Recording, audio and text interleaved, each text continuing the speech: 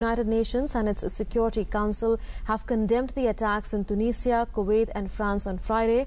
Calling for justice, UN Secretary General Ban Ki-moon said that the world body's commitment to fight extremism had only been strengthened. The Secretary General condemns in the strongest terms the terrorist attacks in Tunisia, Kuwait and France today. Those responsible for these appalling acts of violence must be swiftly brought to justice.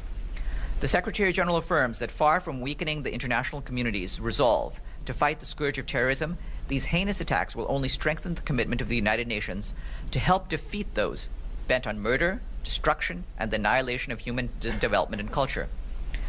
The Secretary General extends his condolences to the families of those killed and injured in today's attacks and expresses his solidarity with the peoples and governments of Tunisia, Kuwait, and France.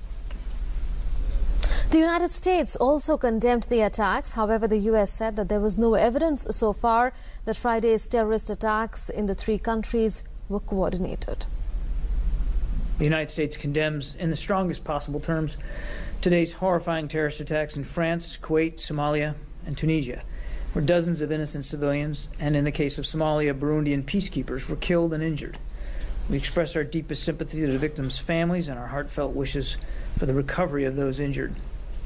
The United States grieves with the people and governments of Burundi, France, Kuwait, Somalia, Tunisia, and other nations affected by these vicious attacks and stands with them in solidarity as they reject terrorism, protect their communities, restore peace and security, preserve through these tragedies